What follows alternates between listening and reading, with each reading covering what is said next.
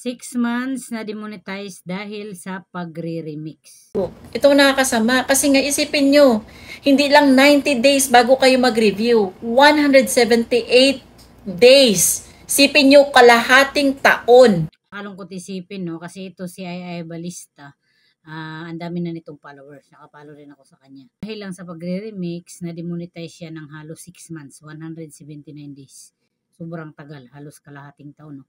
Sa mga mahilig dyan mag-remix, so mag-ingat kayo ha. Yan yung palagi kong sinasabi no, sa live ko at sa video ko. Yun pong suggested ni Meta dyan na mag-remix tayo ng video ng ibang tao. Pwede yan. Actually, malaking tulong yung pagre-remix natin. Kasi nga sample hindi pa kayo nakakuha ng requirement sa in-stream na 60,000 minutes. Sample meron kayong gi-remix dyan na video sa Reels tapos nag-trending. So, pwede nyo makuha yung requirement sa in-stream ads. At kapag kasi meron tayong content na nag-viral, automatic yan, meron ding papasok na followers. Kapag meron kayong mag-trending na content, makakuha din kayo ng followers. At the same time, yung requirement sa in-stream na 60,000 minutes. Yun lang yung disadvantage doon, no? Kasi sample nga, kapag magkaroon ng violation yung gi-remix ninyo, magkaka-violation din kayo. Yun talaga yung pinaka-disadvantage doon.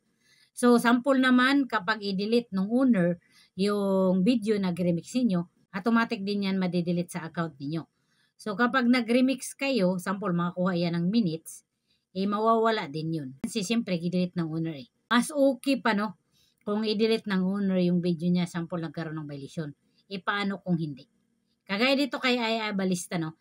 Kasi kapag mag-remix kayo ng isang content ng ibang tao, sample, magkaroon niya ng violation, tapos hindi gidelete ng owner. Kasi for the views lang. Or walang pakialam yung owner na okay lang yan kahit ma-restrict ako, ma-demonetize ako.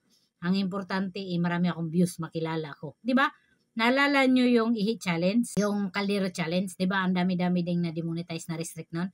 Actually, hindi naman talaga siya pwedeng i-remix. Pero siyempre, nag-trending maraming views kaya maraming nag-remix. So, yan yung disadvantage sa pagre-remix, no? Kasi sample, nagkaroon ng violation yung video nag-remix niyo, magkaka-violation din talaga kayo. Legit talaga yan. Pwede po tayong mag-remix. Sinuggest kasi talaga ni Meta yan, pwede tayong mag-remix. Aware dapat kayo talaga na yung mga video na i-remix ninyo, siguraduhin ninyo na pasado yan sa terms at guidelines ni Meta. Kasi kapag hindi talaga, sure hits talaga yan. Magkaka-violation kayo at mas worse, ma-demonetize talaga kayo. Alin yung hindi ko maintindihan, no, sa mga nag-create ng content na yung mayroong mga violation. So, kung alam ninyo sa sarili ninyo na yung mga video ninyo may foul, huwag nyo nang i-turn on yung remixing. Kasi kawawa naman yung mag-remix. Kasi alam ninyo sa sarili ninyo na itong video na to, pwede ako ma-restrict, ma-demonetize. Pero wala kayong pakialam, di ba? Kasi nga, ang habol nyo ay sumikat, makilala. Pero please naman, wag nyo namang i-turn on yung remixing. Kasi kapag i-turn on nyo kasi yung remixing ninyo, automatic talaga yan, pwedeng may mag-remix. At kung may violation kayo sa video na yan, kawawa naman yung magkaka-violation, di ba? Parang damay-damay na to. Be responsible naman, no, na alam nyo na yung video ninyo, meron siyang problema. So, huwag nyo na i-turn on yung remixing, pambihira naman, no? Kapag kasi mag-post tayo ng content, ha, may option kasi dyan na pwede nating i-turn on yung remixing o pwede rin hindi natin i-turn on. Meron siyang option na remixing. Pwede nyong i-turn on yung remixing ninyo para marami yung makapag-remix.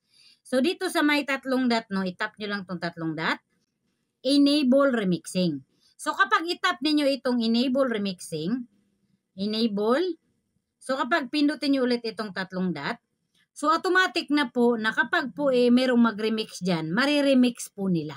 Kasi gi-enable nyo or gi-turn on nyo yung remixing. Pwede nyo pong hindi i-turn on yung remixing ninyo, no? Para hindi kayo makadamay ng tao, no? Kasi kawawa naman ang magkakaroon ng violation. Example, ito, naka-turn on na yung remixing. So, itap nyo lang itong disable remixing. Then, disable. So, kapag itap natin ulit itong tatlong dot, so, ganyan na yung magiging itsura niya. Itong video na to, wala naman siyang violation, kaya i-turn on ko yung remixing. I-enable natin yung remixing, no? Pag kasi na-enable yung remixing or naka-turn on yung remixing ninyo, meron talagang magre-remix niyan. Pwede nilang ma-remix yan. Pwede nyo pong i-turn on and turn off yung remixing. Ako, marami din ako mga kilala dito, no, na Alam nila sa sarili nila na meron silang violation sa reels nila, pero gi-enable or gi-turn on nila yung remixing. Kasi yun nga, ang habol nila na makarami sila ng views, marami yung mag-remix, siyempre, mas makilala sila. Pero 'di ba parang kawawa naman kasi yung mga magre-remix. Alam niyo sa sarili ninyo na yung content ninyo may violation, wag niyo nang i-turn on yung remixing. Kagaya sa akin ha, every time magpo-post ako ng reels video, gina-turn on ko talaga yung remixing ko. At sample magkaroon ng policy issue, ma-restrict, magka-plug content yung video ko, automatic talaga gina-delete ko yan. Kasi kapag mag-remix kayo sa mga video na nagkaroon ng violation, sigurado ako magkaka-violation din kayo. So ako, hindi ako nanghihinayang sa views. Kahit pa marami akong views, kahit pa kumikita ako sa content na yan, basta magkaroon ng problema yung video na yan, i-delete ko talaga siya. Siyempre, kapag nag-remix kayo kasi naka-turn on yung remixing ko, magkakaroon din kayo ng violation. Yung iba kasing content creator, wala silang pakialam no kung makadamay din sila. So kahit alam nila na meron silang violation sa isang video, hindi nila dinidelete. Kasi siyempre gusto nilang makarami ng views, marami mag-remix. So kawawa talaga yung nagkakaroon ng violation sa pagre-remix. Kaya yun ang palagi kong sinasabi no, hindi po bawal mag-remix. Actually no, hindi siya bawal. Sinasuggest talaga in Meta yan, pwede tayong mag-remix. Pero dapat aware talaga kayo sa mga content na i-remix ninyo. Kasi hindi mo rin kasi pwedeng sabihan yung isang content creator na, oy, wag mo i-turn on yung remixing mo. Kasi may violation yan para hindi ka makadamay. Kasi sa kanila nga, ang habon nila for the views lang, para makilala.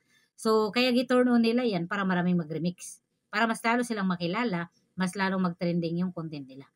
Pero yun nga, yun ang disadvantage doon. Kasi madadamay din kayo na nag-remix. Wala din talaga tayong magagawa, no? Kung merong ganyan na kahit alam nila na merong violation yung content nila, pero gina-turn on nila yung remixing. So, tayo na lang talaga. Tayo yung nag-remix, tayo yung responsible sa mga gina-remix natin. Kung napapansin nyo ako, hindi ako masyadong maraming views. So, madalang lang talaga akong nagre-remix. Kahit pwede akong mag-remix ng mga yung medyo nagtitrending na video. Hindi ako masyadong nagre-remix doon. Kung magre-remix man ako, ilang beses ko talagang nireview yung video na yan, pinapanood ko. Kasi parang walang kwenta no kung mag-trending yung isang video tapos magkakaroon tayo ng violation. So, okay na sa akin na kahit hindi ako masyadong maraming views, basta safe yung account ko. Hindi ako magkakaroon ng violation dahil sa ganyan. Ako, meron din ako mga niremix na iilan. Pero yun nga, pinipili ko talaga yung ginaremix ko. So, hindi talaga bawal mag-remix, no? Pwede talaga tayong mag-remix. Yun nga lang, dapat aware kayo na yung mga ginaremix ninyo, kung hindi ba yan again sa guidelines, sa terms ni Meta. Kasi kapag meron talagang foul yung content na diremix ninyo, magkaka-violation din talaga kayo. Yun ang disadvantage. Isipin nyo ha, sarili nyong content, nagkakaroon kayo ng violation, paano na lang kung yung content ng iba? Responsible talaga no sa mga gina-post natin, no? Sarili nating video, pwede tayong magkaroon ng violation. At lalong-lalo na sa pagre-remix ng content ng ibang tao. Kaya bago kayo mag-remix, so be sure talaga na yung content na yan, walang violation, hindi talaga kayo magkakaroon ng violation. Mostly kasi sa atin na nagre-remix tayo sa content ng iba kasi nakikita natin nagte-trending, nagba-viral. So, mas malaki yung chance na magkakaroon din tayo ng maraming views, kumita din. Pero yun nga, piliin nyo, wala naman siyang problema eh. Kung nag-remix kayo sa mga trending video, viral video, walang problema. Pero times 10, times 20 yung ulit-ulitin, panoorin yung content kung pwede ba talaga yung i-remix. Kung wala bang foul na nasabi, wala bang foul na pinakita sa video, para din isip kayo. Kasi once talaga na nag-remix kayo at may violation, magkaka-violation talaga kayo. Yun lang din yung hindi mo maintindihan. No? Kasi alam nyo naman ni Meta na bawal yan, dapat automatic disable niya na yung mga video na yan. Automatic delete na niya. So sample, meron akong content na may violation. So, kung may violation yan, i-delete agad ni Meta. Huwag niya nang hayaan na nakapublish yan at marami pa yung mag-remix. Yun din ang hindi ko maintindihan ba. So, sa pagre-remix, nagkakalawan silang violation. Yung owner ng video, until now, nakapublish pa rin yung video na yun. Hindi delete ni Meta. So, yun ang pinakamaganda gawin sana no, ni Meta no, na wag niya nang i-publish yung isang content na yan. Sample, nag-post ka ng content na may violation, wag niya nang i-publish para wala nang magkaroon ng violation, wala nang madamay. 'Di ba? Kasi sample, kagaya sa akin, yun nga mga sarili kong content, nagkakaroon ng violation. Sa pamamagitan lang ng text, sa caption, nagkakaroon ng violation. Tapos yung mga video na parang may foul, mga bastos, until now nakapublish, hindi niya dinidelete. So yun din yung hindi mo maintindihan, no? So dapat yun yung gawin ni Meta na kapag nag-post yung isang content creator ng video na may foul against sa guidelines niya, automatic wag niya na i-publish, i-delete na niya. Kasi 'di ba, yung mga magre-remix, madadamay din sila, kawawa din naman.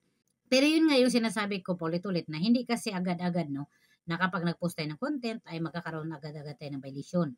So, yung ibang content creator, parang feeling nila okay lang yan, hindi naman tayo nagkakaroon ng violation kasi walang notification. Hindi nila alam na matagal pa talaga yung pagkakaroon ng violation. 'Di ba mostly kapag nag-post kayo ng content, walang views, walang violation yan kasi walang masyadong views. So, kung kailan nag-trending, saka kayo nagkakaroon ng violation. Kasi siyempre, sasahudan na kayo eh. Kapag walang views, wala naman kayo sasahudin. So, kapag mag-trending yan, doon na i-review yan. Kung deserve ba talaga na pasasahuran ka. So, yun ha, yung mga mahilig mag-remix, no? Hindi po bawal mag-remix kasi nakakatulong po yan sa account natin. Pero be responsible talaga na dapat aware kayo sa mga content na g-remix niyo kasi pwede talaga kayo magkaroon ng violation. So, lesson learned no, sa mga mahilig mag-remix, no? So, be careful kayo at dapat talaga aware kayo sa mga gina-remix niyo. Okay na yung pakunti-kunti yung views natin. Ang importante, hindi tayo magkaroon ng violation. Hindi po bawal mag-remix ha? Hindi po bawal. Kahit ako minsan nagre-remix ako. Pero be sure na yung mga gina-remix ninyo ay pwede. Kapag yung isang content nag-remix ninyo, magkaroon ng violation, sure yan, magkaka-violation din kayo. Ganun talaga ang buhay, no? So, matututo tayo sa pagkakamali natin. So, babalik din naman yung account ni Ay Balista, no? Yun nga lang, medyo matagal. Sana, mapabilis yung proseso no, na mabalik yung account niya at ma-monetize na siya ulit. Sino man dito ang mahilig mag-remix, be careful kayo at aware kayo ha dapat sa mga content na pwede nyo i-remix, yung mga content na hindi nyo dapat i-remix para makaiwas kayo sa pagkakaroon ng violation, lalo na kapag ganito ma-demonetize. Ang tagal pa naman no, kapag ma-demonetize tayo, syempre wala tayong kikitain at kung monetize tayo, walang ads, walang stars. So, na-experience ko yan kasi nga 6 months ako na-demonetize sa Tumboy TV ko at yun nga, dahil sa payout. So far naman, na okay na yung account ko at yung earnings ko na lang yung ginaproseso ko until now kasi hindi binibigay ni Meta. Mas maganda no, mas mag-create kayo ng original content. Huwag masyadong masa sa mga remix ha. Sarili nyong video yung i-promote ninyo. Sarili ninyo yung pasikatin ninyo. Hindi yung ibang tao. Alright?